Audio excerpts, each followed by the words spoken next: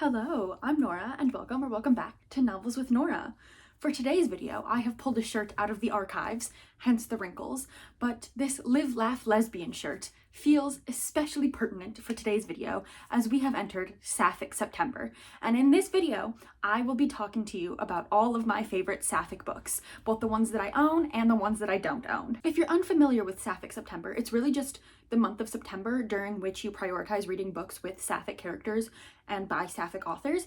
So obviously you should be reading queer all year, and I personally read Sapphic all year because I am in fact a lesbian, so it's just something that I naturally read. But I feel like September is a time, hence Sapphic September, it's a time to really prioritize reading Sapphic stories because they often get overlooked in just all of the books that we have, especially because I feel like male romances tend to get, I don't want to say hyped up more, but I feel like they're also just more prevalent. So September and Sapphic September is just a good time to really steep yourself in Sapphic lore, So in this video, I will just be talking about all of the books that I have read with Sapphic characters that I have really enjoyed. There's so many more books out there that I want to read and will be reading soon, but we would be here all day if I talked about all of them. So I'm just going to be going over all the things that I've read and want to talk to you about today. So this is going to be quite a long recommendations list because I have so many favorite Sapphic books. So strap in and get ready for all of these Sapphic recommendations. Starting first with my Sapphic queen, Courtney Gould. There's one exception in this video, technically I guess 1.5 exceptions in this video of things that I've read. I still have not read What the Woods Took, but I'm recommending all of Courtney Gould's books because she currently only exclusively writes Sapphic stories, and I would recommend all of them. My favorite so far, obviously I've only read 2, would have to be The Dead in the Dark. These all follow Sapphic characters doing Sapphic things, but also they're so much more than that. So The Dead in the Dark follows our main character whose dads are TV show ghost hunters, and they have to return to their hometown of Snakebite, Oregon, where the people aren't really as welcoming of them, and they start investigating the disappearance of this one kid, and the girlfriend of that kid ends up getting involved in the investigation with our main character, and they end up falling for each other. Absolutely beautiful. It talks a lot about what are monsters and just so many beautiful things in here. And then Where Echoes Die is about this town of Back Ravel, Arizona, where our two main characters' mom, she got obsessed with this town a while ago and then disappeared and died. And so now our two main characters are going back, and the older sister, because they're sisters, the older sister ends up falling in love and having a little romance. This one is definitely more freaky, I guess you could say, than The Dead in the Dark, but I also really enjoyed this one, of course. And then What the Woods Took, then, the one that I haven't read, is about this group of teens in this wilderness therapy camp, which is obviously horrible for these kids, but then there's something in the woods other than just them, and as I'm sure you can tell by the cover, things get a little paranormal in this one, but again, it's Sapphic. So would highly recommend all of Courtney Gould's books, and I know she has another one coming out I think next year. I love her writing. Everything she does is wonderful. Highly recommend all of her books. Next, I have a more recent read of Come and Get It, and the Sapphic representation in here is so unbelievably messy, but I feel like that's just on brand. I feel like this one is very, it doesn't focus on the Sapphic relationship because the relationship is so toxic and it's crazy and not entirely fully consensual, but not in an assault way, just in a one character is significantly older than the other and is in a position of power over her, but all those conversations are dealt with. But our Sapphic relationship in here follows technically 3 people. We have Agatha, who is a visiting professor and researcher at this university, and she has a wife, but they're kind of separated but still together. And then she comes to this university where she meets Millie, who is a student, an RA, in this dorm where she's doing her research, and they start up some type of relationship. And it's very messy, but so fun to read. This one's definitely for you if you enjoy more character-driven stories where there is plot, yes, but the plot is not the point, and it's following the characters and the character relationships and seeing how they grow and change as people. That's Come and Get It. Next is The Starving Saints, and I don't really know how to describe this book to you other than it is kind of medieval fantasy horror set at this castle that's under siege, and then the saints that the people in this castle pray to show up to solve all their problems. But there are 3 main characters in here, and all 3 of them are women, and there is weird tension between all 3 of them, but in very distinct ways. This is just messy and weird, and you kind of just have to go with it. You're never gonna really know what's happening, but when you get to the end, you'll be like, I think I liked that. Or you won't enjoy it, which is totally valid because this is a really weird, freaky book, but really interesting sapphic entanglements, I guess you could say, because all three of the characters are so unique and you root for all of them, even if in rooting for one, you're technically rooting against another, but you want all three to succeed. It's a very convoluted book, but it just really worked for me, but I know it doesn't work for everyone. However, the sapphic trifecta in here, really, really wonderful, and I really enjoyed this. Then we have In the Ravenous Dark by A.M. Strickland, and I don't think I could adequately explain this book to you, so I'm not gonna try. But I have the, I think, Illumicrate edition here, and this is a polyamorous story, so it's 2 girls and 1 man, and this is, right, I feel like that's all you need to know. And then the back says, she loves a princess, she's bound to a warrior, she must betray them both. And this book I loved so much. This caused me to be a huge fan of A.M. Strickland's writing, and I've now read everything except one book that she's written, and I will be getting to it soon. And all of her books are queer in some way. This one I just think is currently the only sapphic one, but I really love this. The plot was so intricate and so complex but not confusing, which is why I feel like I can't explain it to you, because one, I read this a long time ago, so I don't fully remember, but I still remember the feelings I had when reading it, and like I really loved the relationship, and I'm a man hater, okay? I will admit it, but I still really enjoyed like the polyamorous relationship in here and how she has, it like was like almost like a love triangle, but in that she didn't have to choose between them. They all just kind of formed a lovely little throuple together, and it was beautiful. So highly recommend this, even if I could not actually tell you what it's about. One of my favorite books of the year so far, which is actually a novella, Brighter Than Scale, Swifter Than Flame by Neon Yang. You've probably heard me talk about this before if you're not new here. This is just so beautiful. I mean, like, look at this cover. Yeah, so this follows our main character, who is a guild knight, and it is like her sworn duty to go and hunt dragons. So she is a dragon hunter, which is super cool, and she gets sent to this other nation because there are rumors of them harboring a dragon, and so she has to then familiarize herself with that nation and the leader of that nation, who she ends up falling for and having a beautiful relationship with.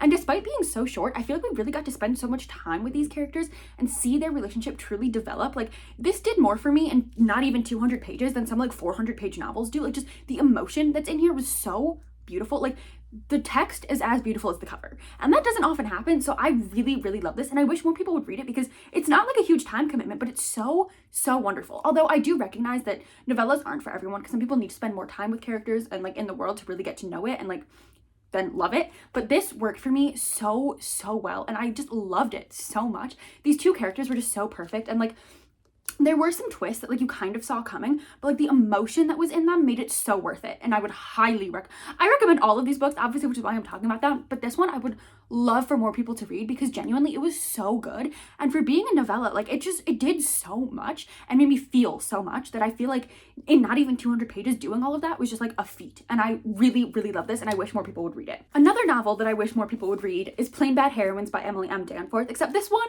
is a bit more of a commitment as it is significantly larger, but this is just so wonderful, and it is like it follows such a wide array of timelines, and there are just so many sapphic characters and sapphic relationships in all of them. So there's just like always someone for you to root for and someone for you to root against, and it's just so expansive, but at the same time feels so intimate. And it was just so wonderful. And like all of the sapphic characters in here, like their relationships are left very like open-ended, and that like you can make of it what you want, but like the sapphic intent is there, and it was just so wonderful. And like there are some characters who were like very clearly together, and then some who just kind of like just have like those knowing glances, you know? So I feel like this really just like really gives us the full range of the sapphic spectrum, and I loved it so much. There's very few men in here. Love to see it. And like again, it is a longer one, and there's footnotes, and it is a commitment to read this, and I understand that, but at the same time it is so worth it. Like this sat on my shelves for years because of how big it was. I was intimidated to pick it up, but when I tell you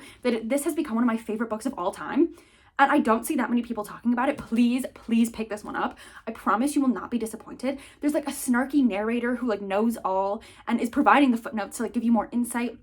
There's like 3 or 4 different timelines that all converge together to make this such a beautiful overarching story. The characters that are in here, just everything about this is so wonderful, and I love this so much. And you can tell that Emily M. Danforth spent like so much of her life working on this and like put everything she had in here, and it came together beautifully. Another intimidating commitment of a book is Priory of the Orange Tree. I feel like this could not be a sapphic recommendation without talking about Priory of the Orange Tree, because this is just beautiful, again, expansive while feeling intimate. Like, just, it's done so well. Samantha Shannon's writing is just so beautiful and like luscious and atmospheric.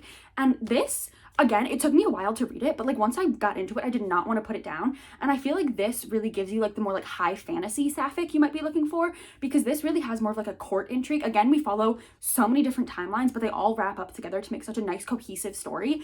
And this follows a queen who is struggling to retain control of her kingdom, and a sorcerer of sorts who comes in to try and protect her, and the romance that ensues from there. And I will say this one doesn't necessarily have a happy ending, so if that's what you're looking for, maybe this isn't for you. It's not like a sad ending by any means, but it's definitely not like a and they lived happily ever after type thing.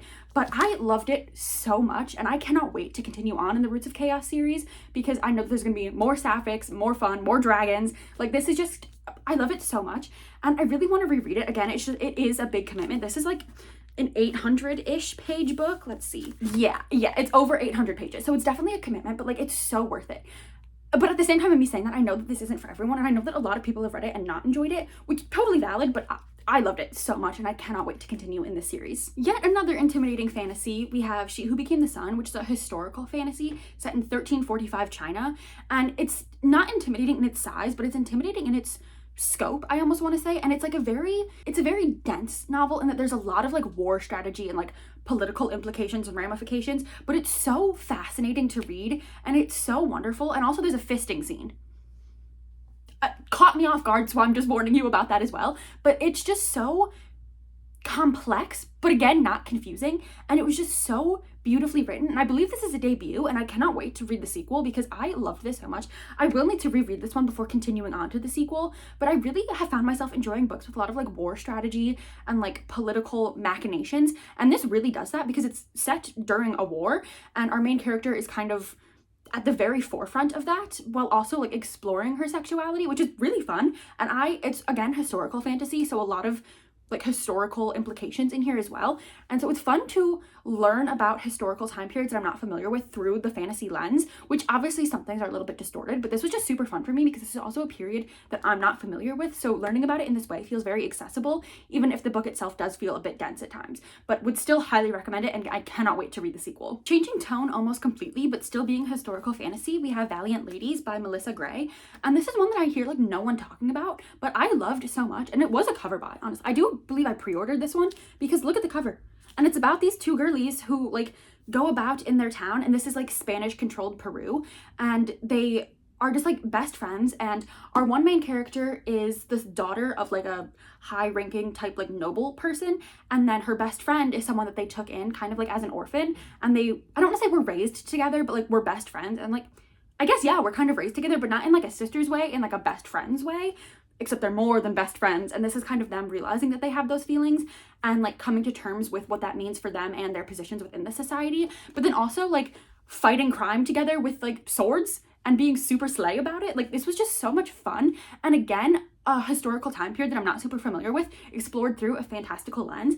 And I really enjoyed this. Like, these two swashbuckling girlies, I really enjoyed this, and I hear no one talking about it ever, but would highly recommend it. The writing was really fantastic, and the characters were so well done. And like, there's this like murder mystery plotline that goes through it that is also so well done, because it's like we're grieving the people who have been lost while also fighting for revenge for them, and like recognizing what this means for like broader implications. It was just so wonderful, and I loved it so much, and I don't hear anyone talking about it. Even more books I don't hear anyone talking about is the Reign of the Fallen duology, which is Reign of the Fallen and Song of the Dead by Sarah Glenn Marsh.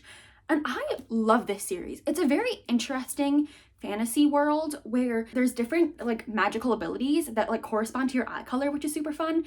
And then our main character, Odessa, is a necromancer, and it is her job to like usher nobility into the afterlife. But then something occurs which sends her down a very destructive path, and she encounters this other woman who ends up like really being like her healing, and they end up saving the kingdom together. And it was just so fun, and like I've never read anything quite like these, and they are a little bit older, as I'm sure you can tell by the covers, but I really love them, and I still find myself thinking about them because they were so unique. And Sarah Glenn Marsh is an author that I absolutely love, and I've read I think almost everything that she's published, but I never hear anyone talking about her, so would highly recommend these. And then she has another book The Girls Are Never Gone, which is like a paranormal, I guess, book that is also sapphic that I also really enjoyed. Not as much as these, but just keep your eye on Sarah Glenn Marsh. She's doing great things, and pick these books up because they're so fun and sapphic, and there's like animal companions and different like magical abilities and political machinations. Really, like, it has everything, and it's so wonderful. And also just like the world that she built was so unique, and there is something that happens like within like the first 20% of this book that had me second guessing everything. And that to me was crazy. Like, I was reading and I was like, no, there's no way. Like, that, absolutely not. Yeah, so read these. Now I have an honorable mention that doesn't fully belong on this list, but like I have to mention it, and that's Wings of Starlight, which is a Tinkerbell novel set in the world of Pixie Hollow, which follows Queen Clarion and Lord Mallory from Secret of the Wings, which as a Tinkerbell girly, absolutely love. Obviously, that is a straight romance. So you might think, Nora, why are you mentioning this? There are two other fairies in here that are sapphic and like long and pine for each other throughout the whole novel, and we do see them get together in the end.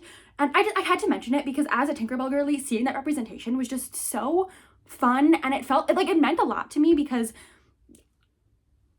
we all know that Vidya is a lesbian, right? Like, they wouldn't put her in those pants for no reason. However, we never really, like, there wasn't any representation in that way, but this gives us that. And this is like an official, like, Disney licensed novel. And so having that representation, it meant a lot to me and like little me. So I really felt like I had to mention it because it was just so nice and like something that like didn't have to be done, but it added so much to the novel for me. And like, I really enjoyed it. It meant a lot to me. So I just figured I'd mention it, especially because I saw a review that was very negative about this book, but they were like, and they put these two lesbians in there. And I was like, yeah, they did.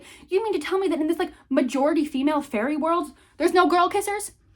Now there are, and I just had to mention it. Getting a little bit more back on track, we have a novel that I just read earlier this year, and that is This Delicious Death. And these are like these vampire zombie hybrid creatures that are like super fun to follow. And they live in this world where these zombie vampire hybrids have to eat human flesh in order to survive, but sin flesh was created, which are like synthetic organs that they can eat. And it follows these four girls as they're leaving their hometown for the first time to go to this music festival before they go off to college and then go their separate ways. And there's a lot of plot that happens, but really what I loved so much about this is that the heart that the characters bring to it. I'm a very character-driven reader. Like, I need like strong character development and strong character voices to really get me into a book, and this did it for me. I loved our main characters. It's a group of four girls, and they're all fantastic, but two of the girls have been in love with each other forever and just have not admitted it to each other. And so we see them like pining for each other, and the other two girls in the group being like, oh my god, when are they gonna get together already? And it was just so wonderful, especially in the midst of like them going feral and eating people, having just like those tender moments of these two. And one of the girls is a trans girl, and so it was just such a wonderful aspect of representation in like a wider context. And them being queer was like not the main point of the story. The main point was them eating people. And I just thought that that was like a really nice kind of like refresher, because I feel like so many queer stories really center around the characters being queer and like them coming to terms with their queerness, which are needed stories and are necessary stories, and I'm glad that those stories are being told. But I also really love things like this where it's just like girls being girls and being queer, and like that is not the story in itself. They just exist as queer girls within the story, and this really did that, and I really loved it. Similarly, I have You're Not Supposed to Die Tonight, because this is really like a slasher novel, and it's very short, but it takes place at this summer camp that is like a full immersion like haunted house experience where like you get hunted down by these people, and it's about like surviving and trying to become the final girl, while also our main character is there with her girlfriend, and her girlfriend are trying to survive. And I just really enjoyed that her and her girlfriend being girlfriends was not like a contested topic. Like, there was no issue with that. It was just, she was like, oh, we need extra people, let me call my girlfriend. And they were like, oh yeah, that's a good idea. And it was just so refreshing to see that. And then also like the middle of this book was like genuinely kind of scary for me. Like, I like had chills down my spine, was like glancing around to make sure I wasn't like seeing things. Now, I didn't love the ending of this one. I felt it was a little bit cheesy.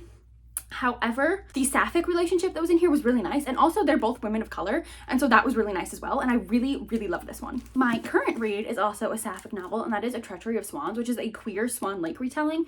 And I'll be the first to admit, I know nothing about Swan Lake, but now I do. And this follows our main character, who is a sorceress, and she is like under the tutelage of this man who has taken her in, and he has plans to steal this crown from the king, and that crown can be used to like bring magic back to the land, because the king's ancestors have like outlawed all magic and like banished it from the land. And so her and her father father figure have plans to break in and steal the crown, but their grand plan revolves around the girl who is supposed to become the princess and marry the prince and then become the queen. She is then lured away and turned into a swan so that our main character can steal her identity and go into the palace and like carry out their evil plan. But like as they are going about this evil plan, they're realizing that they kind of have feelings for each other and like trying to push them down. And like obviously not finished it yet, but I'm really enjoying this one so far, and it's just a lot of, and she looks so magical and ethereal and she looks like a fairy tale come to life, but I can't be having these thoughts because she's my enemy. And it's like, is she? So really enjoying this one right now. A bit of a scene change to talk about the books that I don't own. Now, a lot of these I don't own because I read them as ARCs, or I read them as ebooks, or I got them from the library and just have not had the budget or the time or the ability to go out and buy myself a copy, especially because what I've noticed is that a lot of books that I want to own, especially like the queer POC novels, my Barnes & Noble just does not carry them, which really sucks, but then it makes it so much harder for me to get my hands on them. So a lot of these I just genuinely don't have the ability to get unless I order them online, which there is just something about going in store and finding the book that you're looking for, especially when those are like queer stories. There's just something about that feels so much better than having to order them online, right? But anyway, the first book I'm going to talk to you about is We Are Okay by Nina LaCour. This is a bit of an older novel, but it really spoke to me when I read it, and it just really is a very quiet novel, and it's very like somber. It follows our main character who is living in this like college dorm over like winter break, and she's there completely by herself, but then her like ex-best friend that she like had a falling out with, and like there's just like a lot of emotions there clearly, and they end up having to like room together and kind of like save each other in a very like emotional way. And it was just so quiet but tense and somber at this, like there was something about this. Nina LaCour's writing is just very emotional, and this is really what got me into her writing, and beautiful. It's a very short novel, but there's so much emotion packed into such a few pages that prepare yourself for that one. Another short novel is This Is How You Lose the Time War. This one is very, I feel like, controversial. Like there's a lot of people who love it, and then there's a lot of people that it didn't work for, and I'm one of the people who really loved it.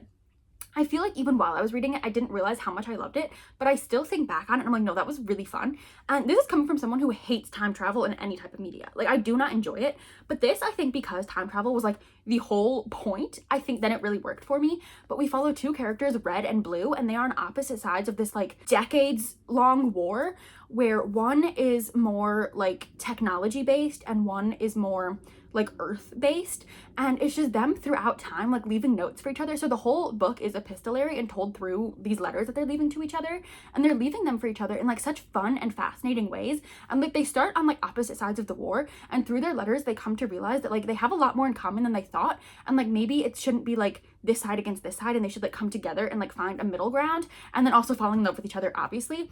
And this was just so different and so fun, and I have not read anything like this, and I feel like this is like a really well-known novel, but like give it a try if you haven't yet, because it might not work for you, but you might end up loving it. Next is a freaky little novel, Chlorine by Jade Song. Oh my gosh, this is about this girl who's on the swim team, and she believes so firmly that she is a mermaid. It's not like a delusion. I was gonna say it's not like a delusion, but like in her mind, she is a mermaid. She just like needs to make her tail and like swim off into the sunset.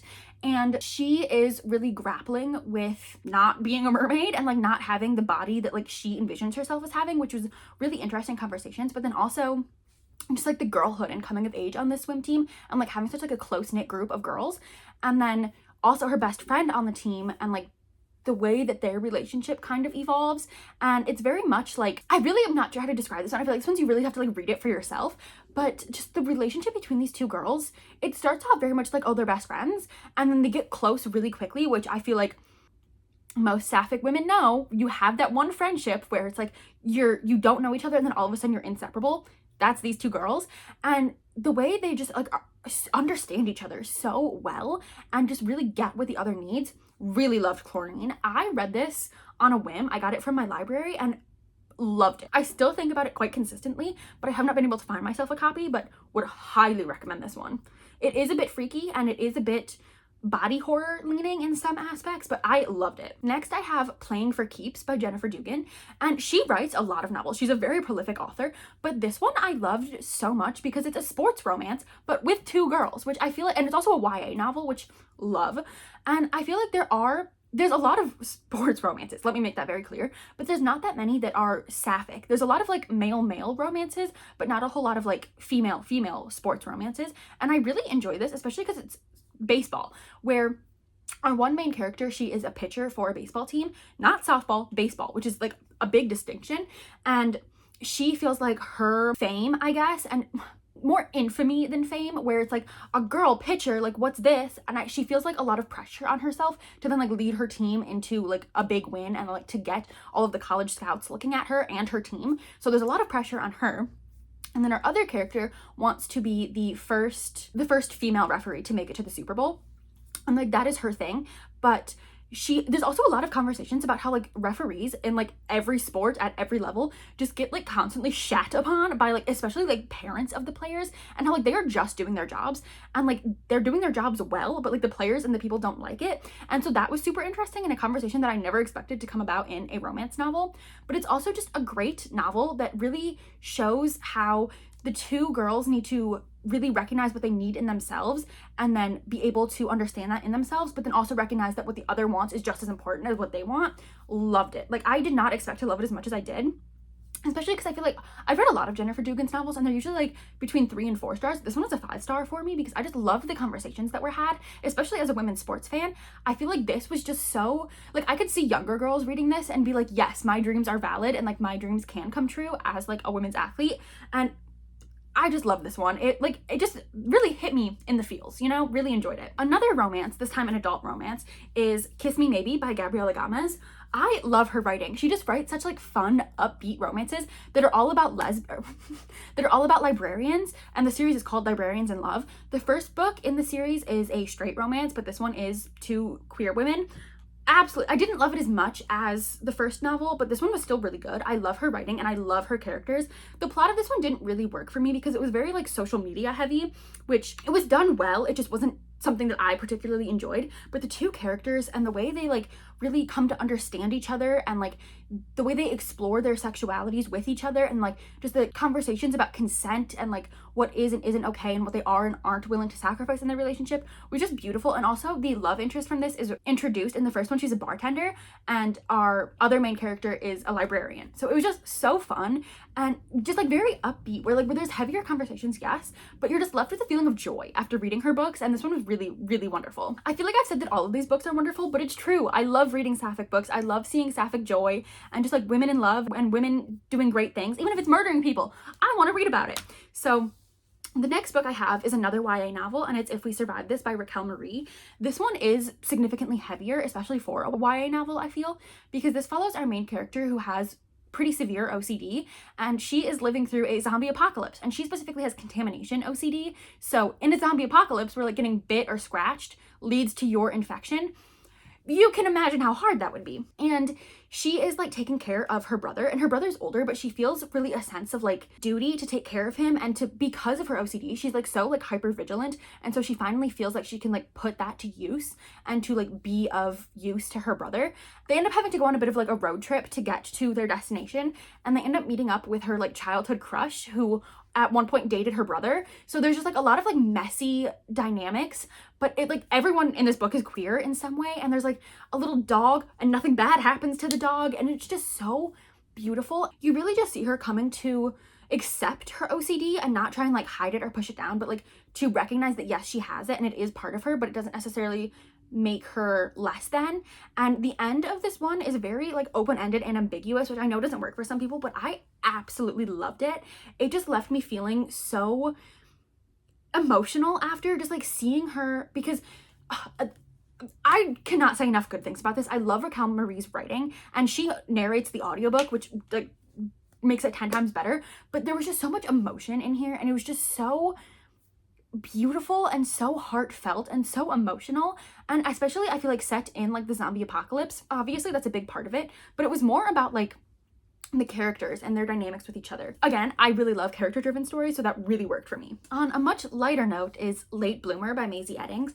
This one was so fun. It follows our main character, Opal, who wins the lottery. She's very down in life. She is very much a people pleaser, which kind of makes her a pushover, and she just does like what everyone else wants her to do. But she ends up winning the lottery and buying this flower farm that she finds on Facebook Marketplace. Come to find out that Pepper, our other main character, currently lives on this flower farm, and it's what she expected to inherit from her grandmother, who has since passed away. And Pepper is autistic, and so she really struggles like discussing her emotions and like having more emotional conversations. And so the flower farm is really like what she pours her heart into, especially because it like is her grandmother to her. Like that's where she knew her grandma. Like the flowers like are her thing. And so when Opal moves on to the flower farm, she's like, I don't know what to do with you here. And we see them just like really learn about themselves and about each other, and like come to love each other through it, and then also come to love themselves through the relationship. It was so beautiful and emotional, but also like really fun and like light, because they're on this flower farm, and so it's a beautiful setting, and I really love the way that was described. And the cover is also just beautiful. I had a lot of fun with this, and the fact that I can remember the two characters' names says a lot, because I forget characters' names so easily. So the fact that I remember both of them means that this book really stood out to me. Then we have another one of my favorite books of the year that I'm trying so hard to get my hands on, but I do not want the Barnes & Noble exclusive edition, because they made the cover red instead of black, which I feel like takes away some of like the gravity of the cover, and that is The Unworthy by Augustina Bazterrica. I feel like the black cover with like the red just like really pops, so I don't want a red cover. But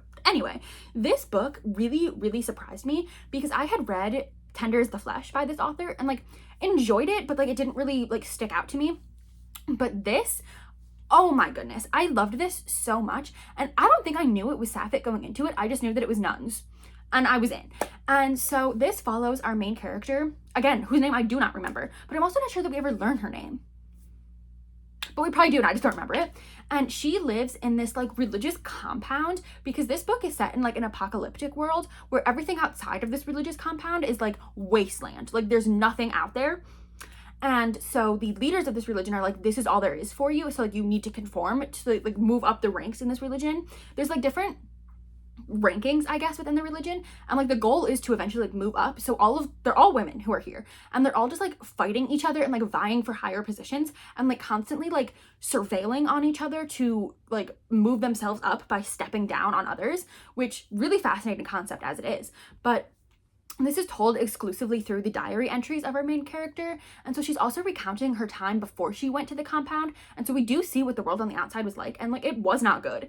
And so when she finally finds her way here, she thinks like, okay, I finally like have purpose, I'm safe here. But then, and once you're in the religion, you're told like there's nothing out there, like you will not survive if you leave, and so like leaving like isn't an option. Even though it technically could be, they're led to believe that it's not. And then one day, when our main character is like just doing whatever she does, she finds a woman who manages to get her way into the compound, and she's like, if you're here and you survived, clearly it's not as bad on the outside as we were led to believe. And it's just like them getting to know each other and like really just embracing who they are and realizing that this religion isn't all there is. And it's like a very oppressive, violent religious regime that they're in. And so it's really just about how these two women's love for each other brought down this evil religion. And it has this sad ending, but also at the same time a very uplifting ending. And like it really worked for me. I know that not a lot of people actually really enjoyed this one, but it was 5 stars for me. I absolutely loved it. I remember so much of it. It's a shorter novel, but like I remember so much of it so vividly, and I still think about it because it just did something for me that like no other novel has ever really done. And it just, I don't know, the way that it like unlocked so much in me. I feel like I grew up in a Catholic school, and so I feel like just seeing how this like these two women's like sapphic relationship is what was able to bring down this awful religion, just like it really meant a lot to me, and I really loved this one. Another one that I really enjoyed is Lucy Undying, and this one is really interesting because it's definitely a slower moving novel, because we are following Lucy, who is a vampire, and we're seeing her through her entire life, from when she was human to when she got turned into a vampire, to her entire like vampiric life, until she meets our other main character, who is a human but is like running away from something in her past. And it ends up having to do with like a like weird pyramid scheme type deal, and like a vampiric pyramid scheme, which is not at all what I thought I was getting myself into, but I ended up really enjoying it. And it is a longer novel, but because we get to spend so much time with the characters, it really worked for me. Again, I love character driven stories, and this I really loved because it's also kind of like multimedia in a way, because we have like our main story where Lucy and the other character whose name I don't remember end up together and like having to do things together. And then in the past, we're seeing Lucy's diary entries as well as her like transcriptions from her therapy sessions. And so there's a lot of really interesting things happening, and seeing Lucy as she like tries to find her purpose as a vampire, and like wondering like why she was turned and what purpose she's supposed to serve in life, and just the way that she is able to reclaim her identity, because it is technically like a Dracula novel. And so we follow a lot of the women that Dracula had turned, who like were young girls, and were like, well, Dracula's gonna give me purpose, like he turned me, so there must be a reason why he did that, only for there to not be a reason, so them like finding their own purpose and like finding their own reasons to continue living. Really wonderful.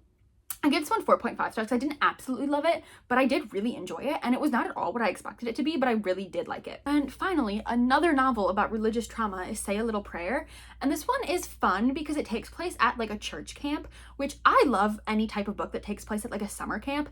I didn't ever get to go to like a sleepaway camp, so I feel like I live vicariously through these books, and so that was really fun. But it's a church camp, and our main character is really like disillusioned with the church. It also takes place in Ohio, which is where I live, so I enjoyed that aspect of it, but she's very disillusioned with the church because her older sister had an abortion, and the church like exiled her and her whole family because of that. And also she's bi, and she like came out, and then the church exiled her because of that. So she's very just like disillusioned with the church, but she lives in a very like religious community and in a very religious area, so like a lot of people, the church is everything and their religion is everything, and so she just feels very like at odds with everyone around her. But then she ends up getting herself into a bit of trouble at school, and the principal is like, you can either miss like the big play that she's doing, which is like her thing and like that's what she lives for, or you can go to this camp and write me an essay. And she's like, fine, I'll do that. But while she's there, she finds out that the theme of the camp for that week, I think it is going to be the 7 deadly sins. She's like, you know what I'm gonna do? I'm going to I'm going to commit every single one of these sins and prove that nothing bad happens. Right. But in her attempt to commit these sins, she ends up getting drawn closer to this one girl at the camp who is the pastor's daughter, and she is just like, you are like everything I despise, like you just go blindly with his teachings and like don't really consider like the implications of that. But also then obviously they end up falling for each other, and she realizes that the reason that the pastor's daughter is the way she is because she is also queer, and so she is really feeling quite oppressed by the religion as well. But then it has great conversations about how you can still be religious and have faith outside of the oppressive nature of organized religions, and how like religion isn't necessarily a bad thing. It's just when religion is used to oppress people, then that is when it becomes a problem. And I really enjoyed that, and this one was super fun for me. Like I didn't love it just because it was very like cut and dry. Like as soon as you started it, you kind of knew where it was gonna go and like what it was gonna do, but it did those things really well, so I did enjoy it. And those are all of the books that I have to talk to you about today, and that was quite a few. So clearly I read a lot of Sapphic novels. It is something that I do all year round, but like I do think that Sapphic September is just a fun way to like really put an emphasis on Sapphic stories, Sapphic authors, Sapphic storytellers in every form.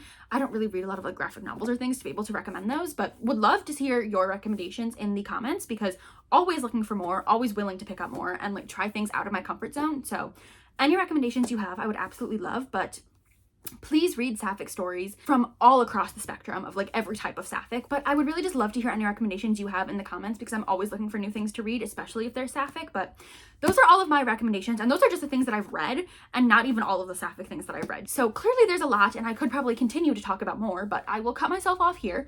But if you would like a part 2 of this video, I could talk about things that like are anticipated for me that I have not read yet, but that I'm really looking forward to getting to, because there's even a few on my shelves that I'm sure you saw while I was standing over there, and you were like, why are you talking about that? Because I haven't read it yet, and so I can't say whether I liked it or not. But I do plan to read, obviously, a lot more Sapphic things in the years to come, even throughout the month. But would still love your recommendations. Would love to know if you're interested in a part 2 of this video. But that is all I have for you today. So thank you so much for being here. I hope you like, comment, and subscribe, and I hope to see you in another video again soon. Bye.